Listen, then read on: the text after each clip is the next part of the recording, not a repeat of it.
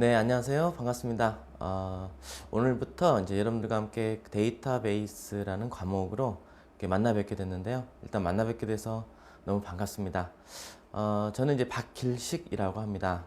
이 데이터베이스라는 과목을 통해서 여러분들과 함께 우리 현실 세계에 존재하는 수많은 데이터들을 관리하고 또 조직하는 방법에 대해서 학습을 해볼까 합니다.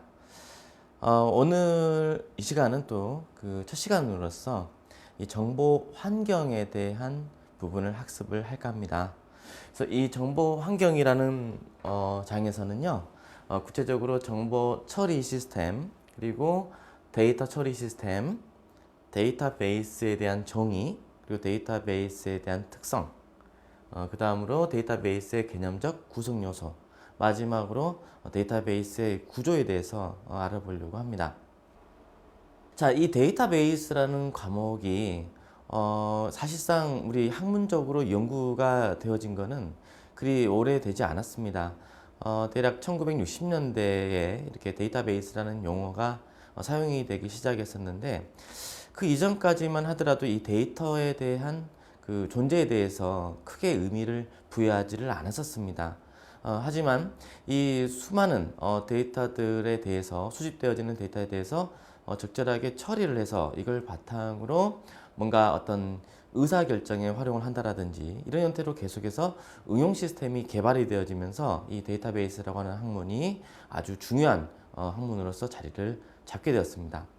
자, 요즘에 우리 시대를 빅데이터 시대라고 하죠. 많이 들어보셨을 겁니다.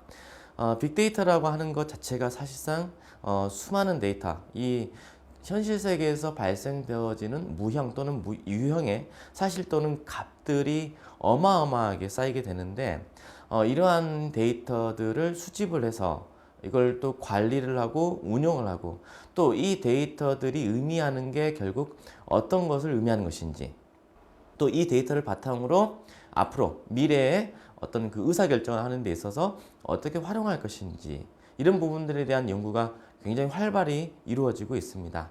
그러다 보니까 이 데이터베이스라는 과목이 더더욱 중요하게 되어졌다는 거죠.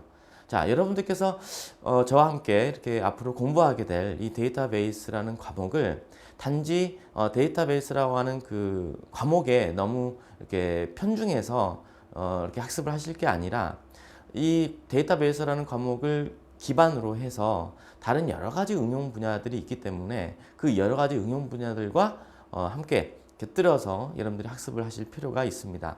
물론 앞으로의 그 강좌를 이제 여러분들께서 이제 강좌를 듣게 되시면은 이 강의 중간중간에 이 데이터베이스의 여러 가지 응용 학문에 대해서도 제가 언급을 하게 될 텐데, 그런 부분들에 대해서도 이해를 하시고, 또 여러분들이 그런 부분들을 앞으로 그 활용을 할 수 있도록 하시길 바랍니다.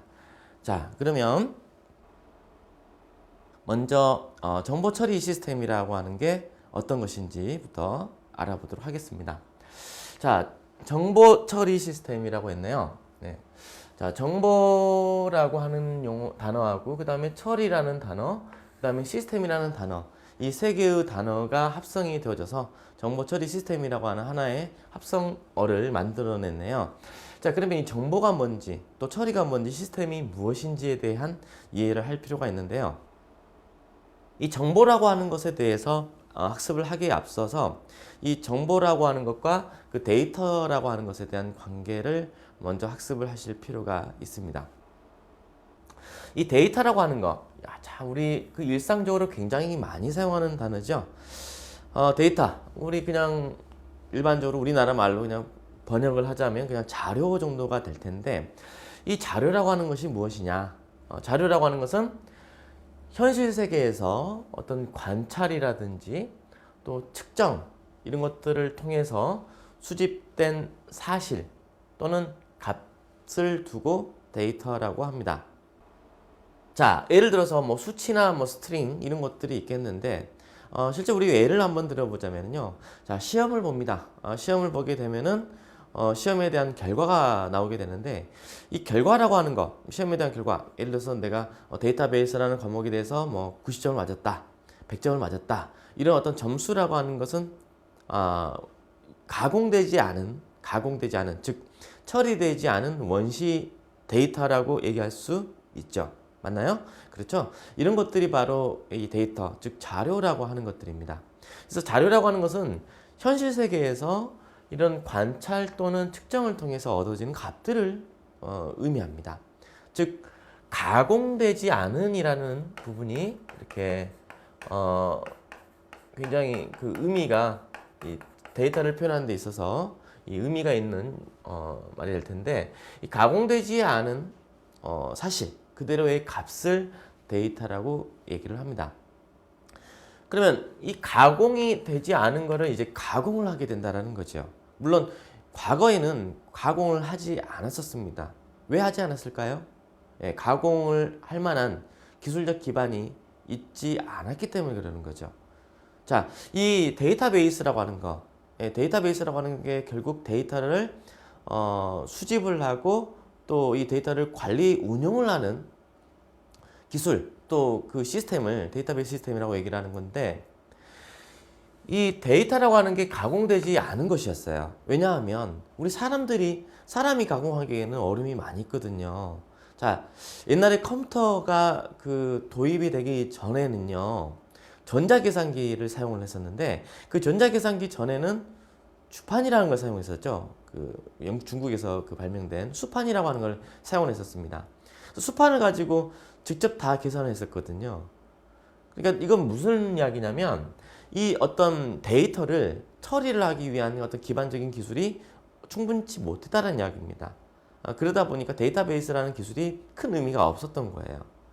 그런데 이제 60년대 들어오니까 이 데이터라고 하는 것을 처리할 수 있는 그 기반 기술이 이렇게 계속해서 발전이 되어져 가고 있었다는 겁니다. 1940년대에 컴퓨터의 그 ENIAC이라고 하나요?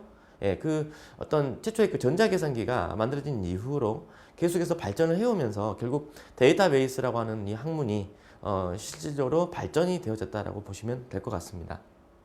결국 이 데이터베이스라고 하는 것은 이 가공되지 않은 이런 데이터를 가공할 수 있는 기술적 기반이 구성이 되어지다 보니까 이제 가공 처리가 가능해진 거지요. 그래서 이 데이터베이스라는 학문이 이제 그때부터는 의미가 있는 큰 의미의 학문이 되어졌다라고 보시면 됩니다. 자, 그러면 이 가공되지 않은 사실이나 값을 가공을 하겠다 이 말입니다. 왜 가공을 할까요? 데이터를 가공하는 이유가 뭘까요? 처리하는 이유가 뭔가요? 자, 한번 예를 들어 볼게요. 국어 시험을 봤고요. 영어 시험을 봤고 수학 시험을 봤습니다. 점수가 나왔습니다. 90점, 100점, 80점 맞았습니다. 자, 이거는 사실이죠. 예, 시험을 봤습니다. 거기에 따른 결과죠. 그러니까 가공되기 이전에 데이터라고 얘기할 수 있는 것이거든요. 그러면 이러한 데이터를 모두 더했습니다. 더했더니 270이라고 하는 값이 나왔습니다. 그럼 이 270이라고 하는 값은 사실이나 값을 의미하는 게 아니고, 사실을 통해서 발생되어지는 값이 아니라 이거는 가공이 되어진 것이라고 볼 수가 있죠. 여기서 말하는 가공이라는 게 덧셈을 했다 이 말입니다. 데이터들을 덧셈을 했더니 결과적으로 270이라는 값이 구해졌다는 말 아닌가요? 그러면 결국에는 이 데이터를 처리한 결과라고 볼 수가 있는 거죠. 그러니까 가공 처리를 한 결과로 얻어진 값이 270이다라고 얘기할 수 있는 거죠. 맞나요? 그렇죠? 그래서 이걸 우리가 데이터라고 한다면 가공 처리 결과인 270은 데이터가 아니죠. 이러한 것, 우리가 지금 데이터를 처리한 결과를 뭐라고 얘기하냐면 이런 것들을 정보라고 얘기합니다. 인포메이션이라고 얘기를 하는 거죠. 자, 이해되시나요? 그래서 정보라고 합니까? 네. 그래서 이 정보라고 하는 것이 바로 이 데이터를 가공 처리한 결과물이다라고 보시면 되는 거죠. 자, 이해되시죠? 자, 그러면 볼까요? 정보라고 하는 것은 의사결정이라고 하는 굉장히 중요한 단어가 또 나오네요. 자, 의사결정을 할 수 있게 하는 데이터의 해석이나 데이터 상호 간의 관계를 정보라고 한다라고 되어 있네요. 자, 의사결정이라고 하는 게 결국에는 의사결정을 하기 위한 이런 어떤 해석이라든지 관계를 따져보겠다라는 거 아니겠어요? 그죠? 자, 의사결정을 하겠다. 자, 우리 살아가는 인생에서 수많은 판단이 하게 됩니다. 자, 저 역시도 살면서 가장 중요한 게 뭐냐 그러면 판단이라고 생각을 합니다. 지금 여러분들도 사실상 굉장히 많은 어떤 고민 속에서 판단을 하게 되죠. 그러니까 선택 그리고 판단 이 부분이 가장 중요한 거 아닌가요?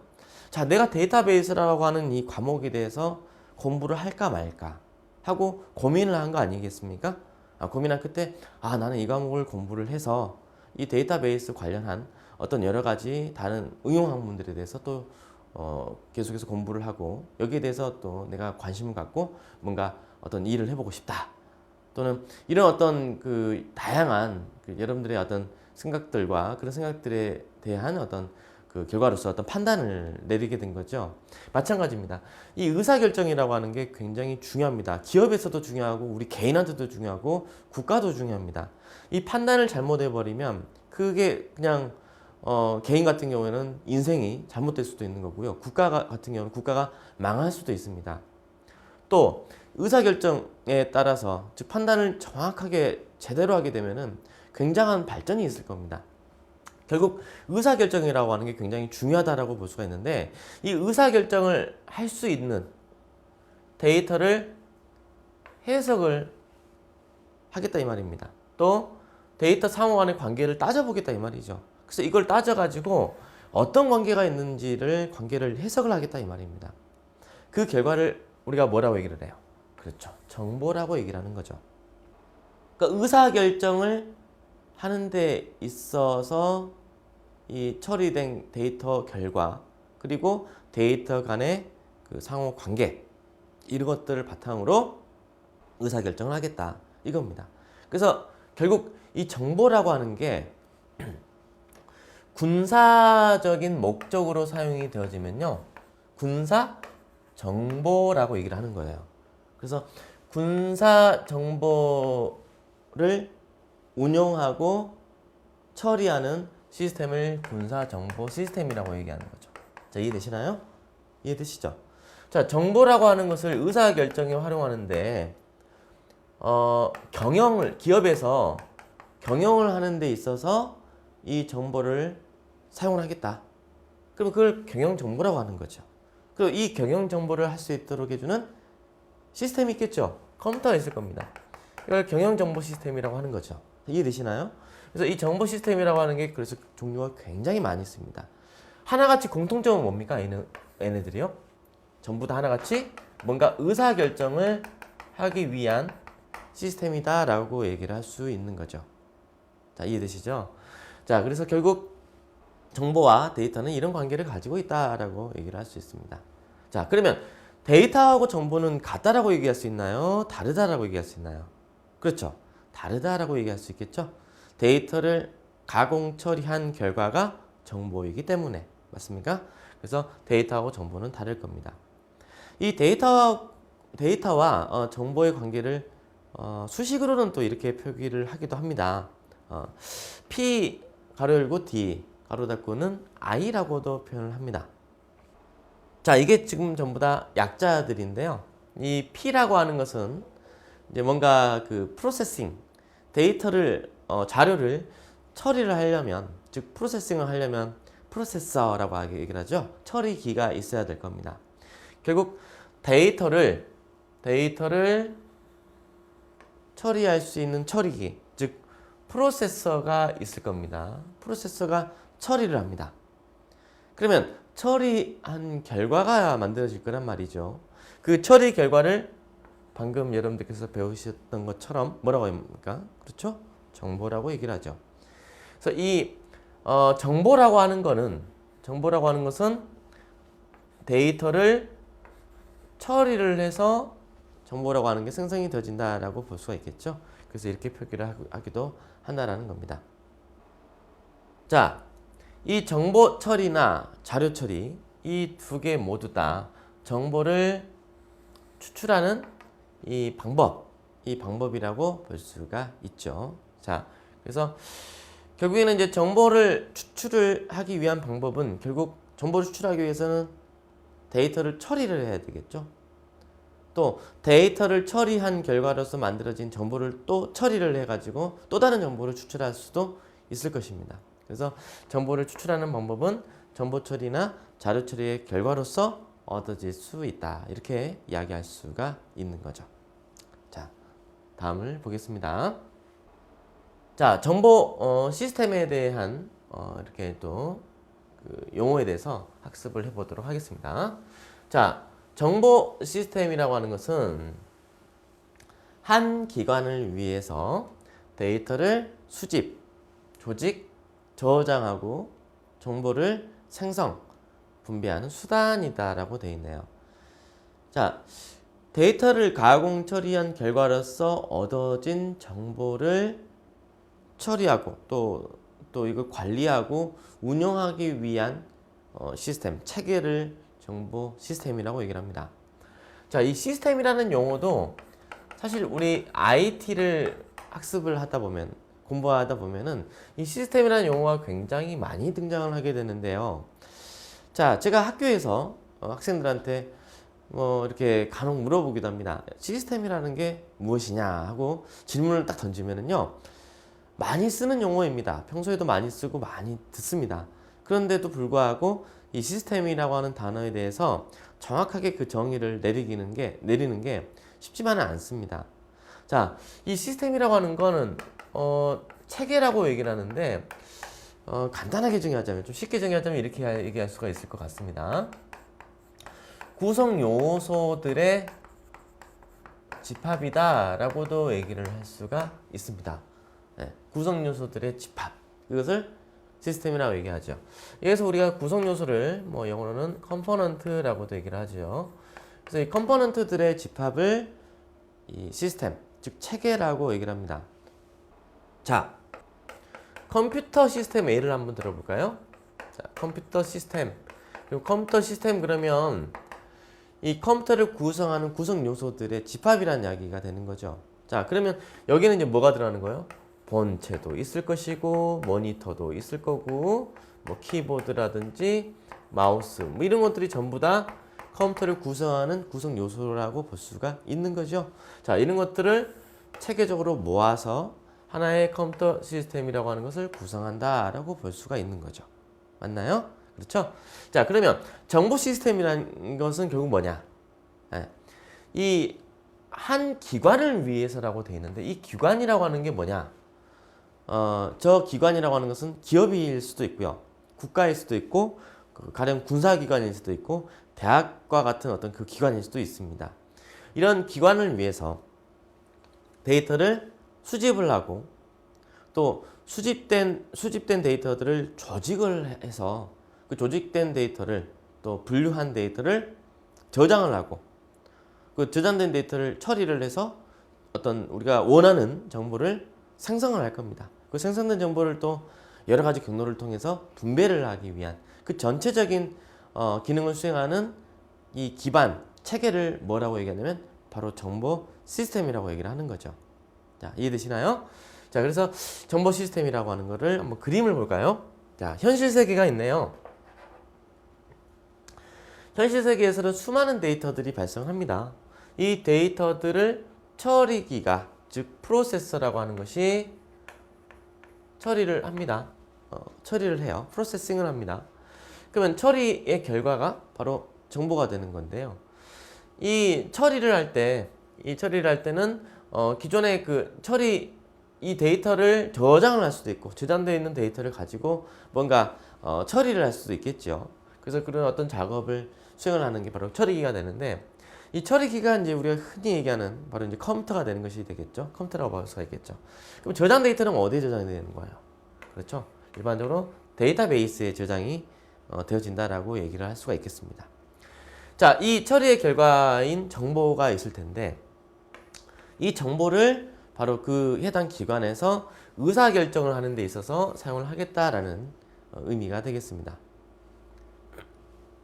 자, 다음으로 응용 시스템이라는 용어가 또 등장하네요. 자, 여기서 또 갑자기 어려운 말이 나오네요. 응용이라는 말. 자, 어플리케이션 시스템이라고 되어 있는데, 이 시스템이 이제 뭔지 알겠어요. 그런데 이제 또 응용이라는 말이 나오네요. 자, 어플리케이션이 무슨 말인지 먼저 좀 이해를 먼저 해보도록 하죠. 자, 어플리케이션. 자, 여러분들 지금 다들 스마트폰 쓰고 계시죠? 자, 스마트폰 쓰면서 우리 항상 스마트폰에 따라다니는 게 뭐냐면 앱이라는 말입니다. 앱. 앱이라는 단어 굉장히 많이 쓰죠? 앱을 뭐 다운로드를 받았다, 뭐 설치를 했다, 그런 얘기들을 많이 하는데, 이 앱이라는 이 단어가, 이 용어가 바로 어플리케이션의 약자인 거죠. 그래서 이 어플리케이션을 그냥 약자로 앱이라고 얘기를 하는데, 이 어플리케이션이라고 하는 건 그럼 뭐냐? 우리나라 말로 바꾸자면 응용이란 말입니다. 근데 한번 생각해 보세요. 우리나라 말로 응용을 다운로드 받는다, 응용을 설치한다, 그런 말이 좀 왠지 좀 어감이 좀 이상하죠, 그죠? 예. 어떤 응용이라는 말은 잘 쓰지 않습니다. 그냥 어플리케이션 또는 앱이라고 얘기를 해버리는데, 자, 응용이라고 하는 게 결국 무슨 말이냐면요, 앱이라고 하는 것은 뭐냐면 이렇게 제기할 수가 있습니다. 어떤 그 특정 사용자가 또는 어떤 그룹이 될 수가 있습니다. 그룹. 이건 기관이 될 수가 있는 거죠. 어떤 사용자나 그룹의 어떤 그 필요에 의해서 필요에 의해 만들어진 프로그램이다. 이렇게 아마 정의할 수 있을 것 같습니다. 자, 특정 사용자 또는 이 그룹의 필요에 따라서 제작되어진 프로그램, 이런 프로그램을 우리가 어플리케이션이라고 얘기를 합니다. 자, 여러분 한번 생각해 보세요. 게임을 합니다. 게임을 하기 위해서 우리 그 마켓에 들어가 가지고 그 게임을 다운로드를 받습니다. 즉 게임 앱을 다운로드를 받습니다. 이 게임이라고 하는 것은 누구의 요구에 의해서 만들어진 건가요? 그렇죠. 게임을 하기 위한 게이머들의 요청에 의해서, 요구에 의해서 만들어진 프로그램이다라고 볼 수가 있죠. 자, 예를 들어서 매출 보고서를 이렇게 쉽게 만들어주고 또 매출을 관리를 하고 운영할 수 있도록 해주는 매출 앱이 있습니다. 이런 앱은 또 누구에 의해서, 누구의 요구에 의해서 또 만들어진 거냐면 그룹이나 또 어떤 그 해당 기관의 요구에 의해서 만들어졌다라고 얘기할 수 있을 것입니다. 이것 또한 결국 뭐가 되는 거예요? 응용인 거죠. 앱인 거죠. 그래서 이 어플리케이션이라고 얘기를 하는데, 이 어플리케이션 시스템이라는 이야기죠. 응용 시스템이니까. 자, 그러면 어플리케이션 시스템은 뭐냐? 구성 요소. 그러니까 이 응용 시스템이라고 하는 것은 결국 여러 개의 응용으로 구성되어진 것들이에요. 그러니까 여러 개의 응용들이 모여서 하나의 응용 시스템을 만든 거다라고 보시면 됩니다. 결국에는 여러 개의 응용 프로그램으로 구성되어진 시스템, 그것을 응용 시스템이라고 얘기를 합니다. 자, 우리 한번 생각해 보죠. 우리 기업을 한번 생각해 볼까요? 기업에 A라고 하는 기업이 있는데, 그 기업에서 그 생산하는 모든 데이터들, 또 그 기업과 관련된 다른 어떤 여러 기관 또는 사람들에 의해서 이렇게 만들어지는 모든 데이터들을 처리하고 운영하는 여러 가지 응용 프로그램들이 있을 거란 말이에요. 그럼 이런 응용 프로그램이 하나만 있는 건 아니겠죠. 여러 개가 있겠죠. 또한 부서에 따라서도 굉장히 다양한 응용들이 존재할 것이고요. 어플리케이션들이 존재할 것이고, 또 하나의 부서 안에서도 또한 여러 개의 어플리케이션들이 존재할 수 있을 겁니다. 자, 예를 들어서 이 가령 뭐 마케팅 부서가 있다라고 가정을 해보죠. 그러면 마케팅 부서에는 그 마케팅 부서에서 사용하는 프로그램이 한두 개가 아닐 겁니다. 고객 관리 프로그램, 또 그 뭐 고객 분석 프로그램, 고객 뭐 처리 프로그램, 뭐 등등등등 다양한 여러 가지 프로그램들이 있을 텐데, 이러한 그 한 부서, 이런 한 부서를 위한 서브 시스템이라고 볼 수가 있는 게 바로 응용 시스템이라고 볼 수가 있습니다. 그래서 응용 시스템이라고 하는 것은 결국 한 부서를 위한 시스템, 서브 시스템이라고 볼 수가 있고, 이러한 부서가, 즉 서브 시스템이 여러 개가 모여서 하나의 기업의 정보 시스템을, 정보 처리 시스템을 구성한다라고도 볼 수가 있는 거죠. 또 이 서브 시스템은 또 다른 서브 시스템으로 필요에 따라서 나눠질 수도 있는 겁니다. 그래서 응용 프로그램으로 구성이 되어진다, 이렇게 볼 수가 있겠네요. 자, 다음으로 경영 정보 시스템이라는 말이 나오네요. 자, MIS라고 하죠. 매니지먼트 인포메이션 시스템이라고 되어 있습니다. 자, 약자로 MIS라고 얘기하는데 자, 이 지금 강좌를 듣고 있는 여러분들 중에서도 경영정보학과에 지금 소속되어 있는 학생들이 분명히 아마 있을 겁니다. 그쵸? 예. 이 경영정보 시스템이라고 하는 게 결국 뭐냐? 정보 시스템의 한 유형이라고 보시면 되는 거죠. 근데 이 정보 시스템의 한 유형인데 정보 시스템을 경영을 위한, 경영에 필요한 의사결정을 위한 수단으로 사용을 하겠다 이 말입니다. 자, 이해되시죠? 이걸 우리가 경영정보 시스템이라고 얘기합니다. 그러면 경영정보 시스템에서는 이 기획을 하고 또 운영을 하고 적절하게 통제를 하기 위한 수단으로 경영정보 시스템이라고 하는 게 사용이 되어진다는 거죠. 네. 자, 그래서 이 경영정보 시스템에서는 결국 이 수많은 데이터들을 처리한 결과인 정보를 그걸 가지고 저장을 하고 관리를 하면서 여러 가지 의사결정을 하기 위한 수단으로 사용을 하겠다라는 거죠.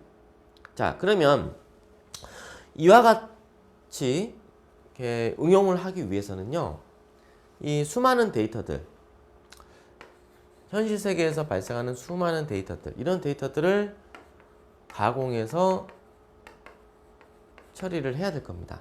그래서 이 가공 처리되어진 결과인 이 정보를 활용을 해야 한다는 이야기가 되겠죠. 자, 그러면 하나의 예를 제가 들어볼게요. 자, 예를 들어서 A라고 하는 어떤 기업이 있습니다. A라고 하는 기업이 있는데 뭐 기업이라기보다도 조금 더 구체적으로 얘기해 볼까요? 자, 여러분들 피자 좋아하시죠? 네, A라고 하는 그 피자를 판매하는 어떤 기업이 있다라고 가정을 해볼게요. 자, 이 기업에서 피자를 매년 판매를 하는데 이 피자 기업에는 지금까지 매출에 관련한 수많은 데이터들이 지금 있습니다. 매출에 관련한 데이터들이 있을 거란 말이에요. 자, 뭐 2015년, 2016년, 17년, 뭐 14년, 13년 해년마다 매출액들이 있을 거란 말이에요. 이런 매출액들이 얼마만큼인지 이런 것들도 있을 거고 또 이 매출이 언제 많이 발생했는지 가령 일요일부터 토요일까지 요일 중에 어떤 날에 매출이 좀 많이 있었는지 또 각각의 요일의 시간대별로 어떤 시간대에 매출이 높았는지 또 예를 들어서 날씨가 좋은 날이었는지 날씨가 흐린 날이었는지 날씨가 뭐 좀 궂은 날이었는지에 따라서도 매출액이 또 다를 거란 말이에요. 자, 그러면 이런 어떤 데이터들은 이미 다 구축이 지금 되어져 있습니다. 지금 쌓여 있다 이 말입니다. 그런데 이 A라는 피자 기업에서 이 데이터들을 잘 활용을 해가지고 뭔가 마케팅에 활용을 하고 싶은 거예요. 예를 들어서요. 피자가 특히 토요일에 저녁에 굉장히 많이 매출이 많이 발생을 하더라. 이런 어떤 규칙을 찾아낸 거예요. 데이터들을 쭉 봤더니 이런 어떤 규칙이 있다 이 말입니다. 그러면 이 A라는 피자 기업은 토요일 저녁이 딱 되기 전에 어떻습니까? 공격적으로 마케팅에 활용할 수가 있겠죠. 이해되시나요? 네, 그래서 뭐 광고를 한다라든지 뭐 이런 형태로 뭔가 이 피자를 구매를 하기 위한 그 유도를 여러 가지 형태로 할 수가 있을 거란 말이에요. 전략적으로. 이런 데 활용을 할 수도 있을 거란 말이죠. 이해되시나요? 그러니까 데이터를 그냥 데이터로만 버려두는 게 아니라 뭔가 이런 식으로 활용을 자꾸 하겠다 이 말입니다. 그러면 이렇게 굉장히 많은 데이터들이 지금 쌓여져 있는데 이걸 우리가 사람이 처리하기에는 한계가 있다는 이야기죠. 그렇겠죠? 만약에 데이터가 1년이 아니라 뭐 몇십 년 동안 쌓여져 있는 데이터가 있는데 이 데이터들을 분석을 해라. 그러면 이게 사람이 하기에는 굉장히 어려움이 있다는 이야기입니다. 그래서 이걸 누가 하는 거예요? 그렇죠. 컴퓨터가 하는 거죠. 컴퓨터가 하도록 만들어야 되겠죠. 자, 이해되시나요? 자, 여러분들 나중에 이제 학습을 하게 되는데 이런 과정을 우리가 뭐 데이터 마이닝이라고 얘기를 하는데 아무튼 이런 어떤 학문이 있습니다. 자, 그러면 이 경영정보 시스템에서는 어떤 식으로 사용하겠다는 이야기냐면 이러한 데이터들을 경영을 하는 데 있어서 그 좀 이런 어떤 데이터를 처리한 결과를 활용을 하겠다는 이야기가 되는 거죠. 그래서 그 기업이 의사결정을 하는 데 있어서 활용을 하겠다라는 이야기가 되겠습니다. 자, 그러기 위해서 기획을 하고 운영을 하고 데이터를 또 통제를 해야 되는 그런 어떤 부분들이 필요할 것입니다. 자, 뭐 계속 이제 동일한 말이 나오고 있는데, 자, 의사결정 시스템이라는 용어가 나오고 있네요. 자, 정보 시스템에서는 의사결정 지원 시스템이라는 게 있는데, 자, 의사결정 시스템은 이 광해 정보 시스템이라고 얘기할 수가 있다라고 되어 있네요. 자, 정보 시스템을 좀 넓게 이렇게 정의를 하자면 의사결정 지원 시스템이 있다라고 이야기할 수 있다는 이야기입니다. 결국에는 의사결정을 하기 위해서 정보 시스템을 활용하겠다라는 이야기가 되는 거죠. 자, 그리고 또 데이터 웨어하우스라는 말이 나오죠. 자, 데이터 웨어하우스니까 웨어하우스 결국 창고라는 이야기죠. 뭔가 데이터들이 저장되어져 있는 잔뜩 쌓여져 있는 저장소를 의미하는 것 같죠? 그래서 이 정보에 대한 저장소, 이런 저장소를 우리가 데이터 웨어하우스라고 얘기를 합니다. 그래서 이 데이터 웨어하우스가 바로 의사결정 지원 시스템에 해당하는 어떤 그 구성 요소 중에 하나라고 볼 수가 있는 거죠. 또 데이터 마이닝이라는 용어가 나오죠. 이 데이터 마이닝. 자, 여러분들 그 마이닝, 이제 데이터는 용어는 아니까 마이닝을 한번 봐볼까요? 마이닝이라는 게 이 마인이라는 단어가 있죠.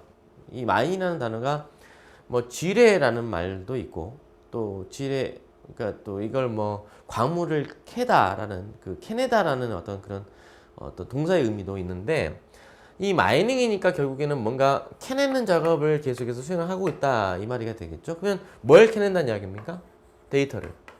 데이터를 마이닝을 하게 되면, 계속 캐내게 되면은요, 어떠한 일이 벌어지게 되냐면 이 캐낸 데이터들 사이에 어떤 패턴이라고 얘기할 수 있을 것 같은데, 패턴이 발견이 되어집니다. 이 패턴이란 말은 규칙이란 말인가요? 이 데이터를 마이닝을 하다 보면은 마이닝 과정에서 이 데이터에 어떤 패턴이 이제 보이게 됩니다. 규칙이 보이게 되는데, 이런 규칙이라고 하는 게 뭐냐? 바로 이 데이터에 의미 없었던 데이터가 이제 의미 있는 데이터가 되는 거죠. 자, 좀 전에 제가 그 피자에 대한 이야기를 잠깐 했는데, 1년 동안 매출에 대한 정보 데이터를 바탕으로 마이닝을 해봤더니, 데이터를 캐내봤더니, 특히 날씨가 추운 날에는 이 매장에 와서 매장에 대한 매출액은 높지 않았고, 가정에서 주문을 한 매출액이 굉장히 높게 나오더라. 그럼 이건 뭐가 되는 거예요? 그렇죠. 마이닝을 한 결과가 되는 거죠. 마이닝을 했더니 어떤 패턴이 보이더라 이 말입니다. 규칙이 발견이 되더라 이 말이죠. 그럼 이런 규칙이 바로 결국에는 의사결정을 하는 데 있어서 사용이 되어질 수가 있겠죠. 자, 이해되시죠? 네. 자, 그래서 데이터 마이닝이라고 하는 것 자체가 이게 하나의 학문으로 또 존재를 하게 됩니다. 예, 학문으로. 그래서 데이터 마이닝 굉장히 중요한 학문이 됐고요. 자, 제가 뭐 약간 우리 그 과목과 관련해서 좀 그 어떤 미래에 대한 이야기를 좀 약간 해보자면, 우리 직업에 대한 이야기를 조금 잠깐 해보자면요. 이 데이터 마이닝을 잘하면은요, 이 데이터 마이닝 전문가라고 해서, 지금 현재 또 앞으로 계속적으로 이 마이닝을 할 수 있는 사람들이 우리 현실 세계에서는 많이 필요로 하고 있습니다. 지금 사람들이 이쪽 관련 기술을 가지고 있는 사람들이 많이 없습니다. 그래서 수많은 사람들이 이 데이터 마이닝을 하려고 또 이렇게 공부를 하고 그러는데, 바로 여러분들처럼요. 이 데이터 마이닝 관련해 가지고 뭐 데이터 분석가라든지 뭐 빅데이터 분석가, 이런 어떤 여러 가지 직종들이 있습니다. 그래서 이런 직종이 앞으로도 굉장히 비전이 있습니다. 또 사회적인 어떤 그 지위라든지 대우도 좋은 편이고요. 그러니까 이런 부분들을 좀 관심이 있으시면 앞으로 계속해서 이런 부분을 좀 집중적으로 좀 더 깊이 있게 공부를 하게 되면은 굉장히 큰 도움이 될 수가 있을 겁니다. 참고하시고요. 자, 결국에는 그 어떤 규칙이라든지 이런 어떤 패턴, 그러니까 룰이라든지 패턴을 그 발견하기 위한 그런 어떤 그 과정이라고 보시면 되는 거죠. 그래서 이제 지식을 결국에는 이런 어떤 난리지를 어떤 디스커버리를 하는 그런 어떤 과정이라고 보시면 될 것 같습니다. 자, 그 다음으로 이제 지식 관리 시스템이라는 게 있죠. 지식 관리 시스템. 이것도 마찬가지로 이제 수많은 지식들이 쌓이게 되면 이런 쌓인 지식들을 또 체계적으로 분류를 하고 관리를 할 필요가 있겠죠. 여기에 따른 또 시스템이 있을 겁니다. 자, 다음으로 이제 데이터 처리 시스템이 나와 있는데요. 자, 이제부터는 이제 데이터 처리 시스템, 즉 데이터를 이제 처리를 해서 정보를 만들어낸다고 했는데 데이터를 처리하는 방식이 크게 세 가지로 나누어지거든요. 그 세 가지에 대해서 알아보자라는 겁니다. 자, 첫 번째로 이 일괄 처리라고 하는 게 있죠. 자, 일괄 처리라고 하는 것은 배치 프로세싱이라고도 얘기를 합니다. 사전에 준비 작업이 필요하다라고 이렇게 되어 있는데, 그러니까 데이터를 일괄적으로 처리하기 위해서는 사전에 여러 가지 준비를 해야 되는데 그 준비해야 될 작업이 바로 원시 데이터를 수집을 해야 되고요. 그러니까 일괄 처리란 말은 모아서 데이터들을 모아서 처리하겠다는 이야기가 되거든요. 그러니까 데이터를 수집하는 과정이 먼저 선행이 되어져야 되겠죠. 그래서 데이터를 수집하는 과정, 즉 원시 데이터를 수집하는 과정이 필요하게 되고요. 그 다음에 이러한 수집된 데이터를 분류하고 정리해서 파일에다가 저장을 하는 단계가 필요합니다. 자, 그래서 이런 어떤 파일에 수록하는 그런 어떤 과정이 있게 되고요. 이 일괄 처리는 그래서 이제 시스템 중심의 처리 방식이 있다라고도 얘기를 합니다. 왜 시스템 중심의 처리 방식이냐면 아무래도 데이터를 발생할 때마다 처리하는 게 아니라 데이터를 수집을 해 두었다가 나중에 한꺼번에 처리를 하게 되는 거니까 시스템 입장에서는 어떻습니까? 매번 데이터를 처리하는 게 아니라 어느 순간 데이터가 쌓이게 되면 한번 후딱 처리하고 그 데이터에 대해서는 처리를 할 필요가 없기 때문에 그 동안 시스템은 또 다른 작업을 처리할 수 있는 거죠. 따라서 시스템을 좀 효율적으로 사용할 수 있는 그런 어떤 처리 방식이 바로 일괄 처리 방법이라고 얘기를 할 수가 있습니다. 따라서 시스템 중심의 처리 방식이다라고 얘기를 하고요. 결국 시스템 중심의 처리 방식이다 보니까 아무래도 시스템에 대한 성능을 높이 이렇게 높일 수가 있을 것이고, 따라서 처리하는 비용은 낮출 수가 있을 겁니다. 매번 처리를 하는 게 아니라 데이터가 발생할 때마다 처리하는 게 아니라 한꺼번에 모아서 처리하기 때문에 그렇다라는 이야기죠. 예를 들어볼까요? 자, 여러분들 대부분 학생이시죠. 그러다 보니까 뭐 자취를 아마 하는 학생들도 아마 분명히 있을 겁니다. 우리 자취생들의 참 어려움 중에 하나가 뭔가요? 그렇죠. 그 빨래하는 게 좀 보통 일이 아니죠. 저도 좀 자취를 여러분들처럼 했었는데 이 자취를 하다 보면은요, 이제 빨래가 계속 쌓이게 됩니다. 물론 좀 부지런한 그 사람들 같은 경우에는 이제 매일매일 빨래를 하기도 합니다. 그런데 매일매일 빨래를 한다는 게 물론 이제 굉장히 피곤하죠. 누가 피곤합니까? 빨래를 하는 사람이 피곤하겠죠. 그게 바로 이 이야기죠. 높은 시스템의 성능. 여기서 시스템을 사람이라고 생각하면 됩니다. 바로 여러분이라고 생각하면 돼요. 참 이게 여러분들이 그 빨래에 항상 신경을 써야 되고 공부를 할 시간이 많이 없는 겁니다. 그러면 이건 결국 시스템의 성능, 바로 여러분들의 어떤 성능을 떨어뜨릴 수밖에 없는 요인이 될 수밖에 없을 겁니다. 맞나요? 그렇죠? 아니, 공부를 해야지 무슨 빨래를 합니까? 매일 빨래를 신경 쓸 수는 없는 거잖아요. 같은 의미로 해석하면 됩니다. 어떻게 해야 되겠습니까? 그렇습니다. 계속 쌓아둬야 되겠죠. 세탁기에다가 계속 넣어뒀다가 이제 주말이 되면 한꺼번에 이제 세탁기를 단 한 번 딱 돌려서 모든 그때까지 쌓여있던 모든 빨래를 한꺼번에 그냥 처리를 해버리는 게 훨씬 효율적이라는 이야기죠. 맞나요? 결국 시스템의 성능은 올라갈 것이고 낮은 처리 비용, 전기세 적게 나오겠죠. 물세 적게 나오는 거 아니겠습니까? 수도세 적게 나오잖아요. 예, 낮은 처리 비용. 이게 바로 결국 시스템 중심의 처리 방식이다라고 볼 수가 있는 거죠. 자, 그러기 위해서는요. 빨래를 계속해서 쌓아야 돼야 되는 거 아니겠습니까? 그게 바로 이거죠. 원시 데이터가 빨래 아닌가요? 네, 빨래를 수집을 해두었다가 네. 때로는 필요에 따라서 이 데이터가 많으면 분류 정리할 필요도 있습니다. 예를 들어서 속옷은 속옷대로, 양말은 양말이라든지 뭐 이런 것들은 또 양말대로, 뭐 그 와이셔츠라든지 이런 건 정장은 또 따로 이런 식으로 따로따로 분류해가지고 뭐 처리를 해야 되는 경우도 있을 겁니다. 이렇게 생각하시면 될 것 같아요. 자, 이해되시죠? 자, 그다음 순차 접근 방법을 사용하는 그런 어떤 업무의 적절한 처리 방식이 일괄 처리다라고 볼 수가 있습니다.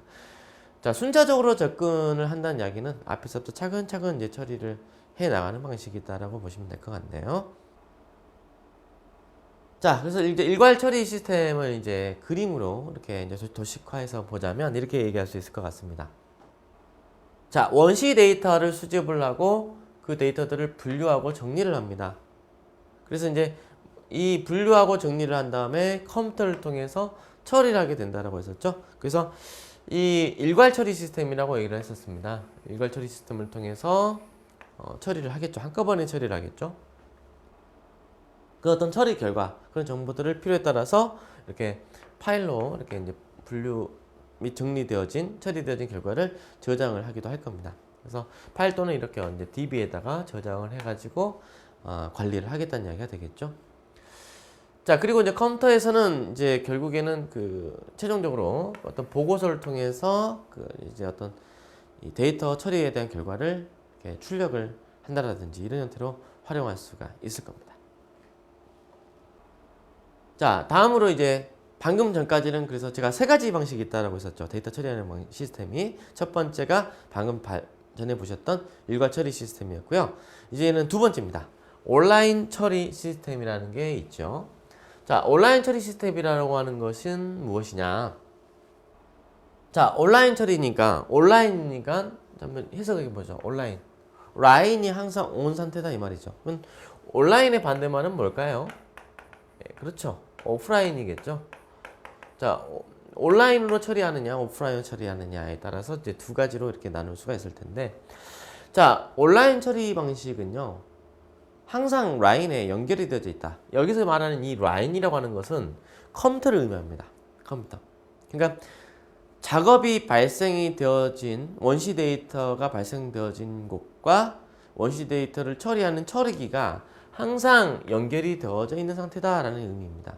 자, 그러면 방금 여러분들이 전에 살펴봤던 일괄 처리 시스템은 온라인일까요? 오프라인일까요? 자, 이렇게 생각하셔도 돼요. 세탁기하고 세탁기를 그러니까 결국에는 이렇게 세탁기를 돌리려면 코드를 콘센트에다 꼽아야 되는 거죠. 그 콘센트하고 항상 연결이 되어져 있는 게 아닌 거죠. 그죠? 네, 이렇게 뭐 해석하셔도 될 것 같은데, 그러니까 꼭 그 세탁기를 사용을 해야 될 때만 이렇게 잠깐 연결을 해가지고 그 빨래를 이렇게 이제 처리하는 거 아니겠습니까? 네, 이렇게 보시면 될 것 같은데, 그럼 이런 맥락에서 보면은 일괄 처리는 뭐라고 얘기할 수 있어요? 그렇죠. 오프라인이라고 얘기할 수 있겠죠. 근데 오프라인이라고 해서, 그러니까 일괄 처리라고 하는 것은 무조건 오프라인이다. 그렇게 또 얘기할 수는 없습니다. 근데 보편적으로 일괄 처리 시스템은 오프라인이다라고 얘기를 하는 거지, 일괄 처리라고는 하지만 온라인일 수도 있어요. 무슨 이야기냐면 그 일괄 처리 한꺼번에 모아서 처리하긴 하는데 라인은 항상 연결되어 있는 상태다 이 말입니다. 그러니까 좀 그 예를 들자면 세탁기는 항상 콘센트에 연결이 되어져 있어요. 다만 빨래를 돌리지 않을 뿐인 거죠. 이렇게도 볼 수 있는데, 그러니까 틀린 말은 아니라는 이야기입니다. 하지만 보편적으로는 이렇게 얘기합니다. 오프라인 그러면 뭘 얘기하냐면 배치 처리, 그러니까 일괄 처리. 일괄 처리는 오프라인이다 일반적으로 이렇게 얘기를 합니다. 그래서 통상적으로는 오프라인 그러면 일괄 처리를 말하구나 그렇게 이해하시는 게 편합니다. 그 다음 온라인이라고 하는 것은 우리 흔히 실시간 처리라고 얘기를 합니다. 자, 빨래가 생길 때마다 바로바로 처리를 합니다. 세탁기를 돌립니다. 이게 바로 온라인 처리라고 얘기를 하는 거죠. 자, 온라인 처리. 그래서 온라인 처리 시스템 한번 볼까요? 자, 여기 뭐 그림을 잠깐 보니까 이 컴퓨터가 좀 이렇게 한 4대 정도가 보이네요. 그죠? 컴퓨터가 있는 것 같고 또 밑에 보니까 컴퓨터라는 말이 또 있네요. 아니 이것도 컴퓨터고 이것도 컴퓨터네요. 그죠? 근데 여기는 컴퓨터라고 되어 있는데 여기 통신지역이라고 되어 있네요. 그러니까 통신지역을 감싸고 있는 컴퓨터니까 통신제어를 수행하는 컴퓨터라고 이야기할 수가 있겠네요. 그죠? 그러면 통신제어를 이렇게 수행하는 컴퓨터가 이 통신을 제어를 하겠다는 이야기인데 결국 누구하고 그러면 누구 사이에 통신을 제어를 하겠느냐? 바로 이 바깥쪽에 있는 컴퓨터와 이 내부에 있는 데이터베이스 이 사이에 통신 제어를 수행을 하겠다라는 의미가 되는 거죠. 네. 자, 그럼 이거는 컴퓨터면 이거는 컴퓨터가 아닌가요? 자, 흔히 이걸 이제 컴퓨터라고도 얘기는 할 수 있습니다만 엄밀히 얘기하자면 우리가 보통 이런 것들은 뭐라고 얘기하냐면 터미널이라는 용어를 많이 씁니다. 그러니까 컴퓨터라고 얘기를 해도 됩니다. 컴퓨터라고 얘기해도 되긴 합니다만 조금 더 정확하게 이야기를 하자면 터미널이라고 표현하는 게 맞을 것 같습니다. 자, 이 터미널이라고 하는 것은 뭐냐? 우리나라 말로는 그냥 단말기 정도로 얘기할 수 있을 것 같아요. 단말 장치라고도 얘기를 하는데 이 단말기 즉 터미널은 뭐냐면 데이터를 입출력하는 장치를 말해요. 데이터를 입력과 출력만 할 수 있는 장치를 단말기라고 얘기합니다. 즉 처리 기능은 없는 거예요. 처리 기능은 없는. 그러니까 우리가 보통 컴퓨터 그러면 처리 기능까지 다 가지고 있는 거잖아요. 근데 이 단말기 그러면 일반적으로 데이터를 입출력만 수행할 수 있는 장치, 즉 처리 기능이 없는 장치를 단말기라고 얘기를 합니다.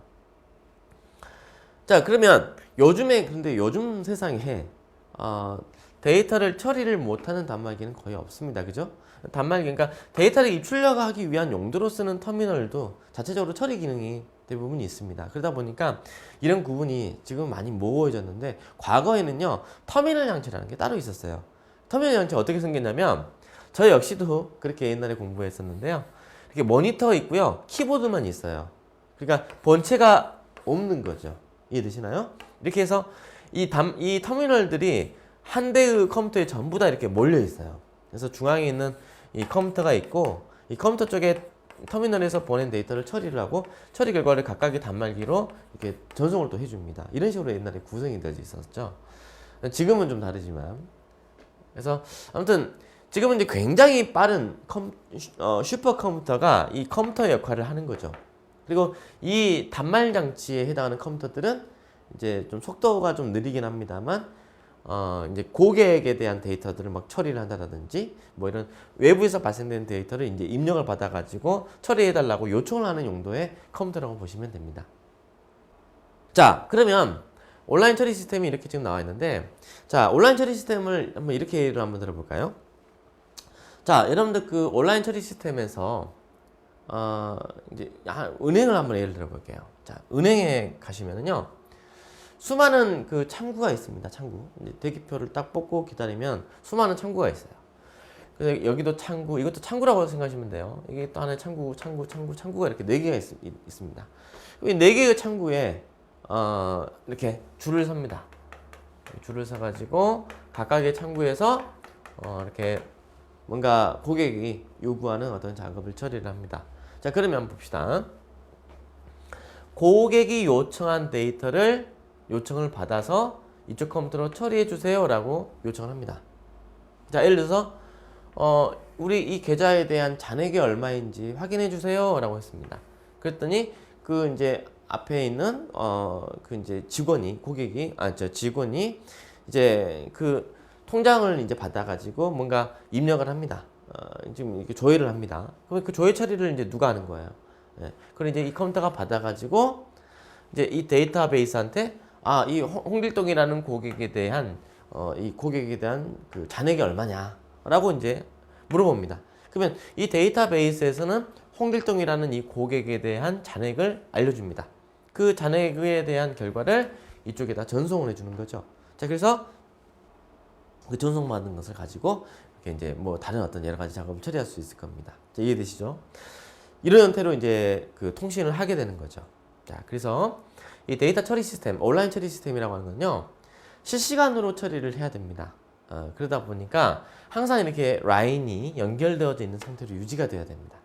자, 고객이 저 지금 이번에 로또가 좀 당첨이 됐습니다. 그래서 한 10억이라고 하는 꽁돈이 생겼는데 그 10억이라고 하는 돈을 지금 입금을 하려고 합니다. 입금해 주세요, 처리해 주세요 했는데 이거를 온라인이라면 바로바로 처리를 하기 때문에 바로 입금 처리가 끝나겠지만, 만약에 바로 여러분들이 좀 전에 배웠던 것처럼 일괄 처리 같은 경우는 한번 생각해 볼까요?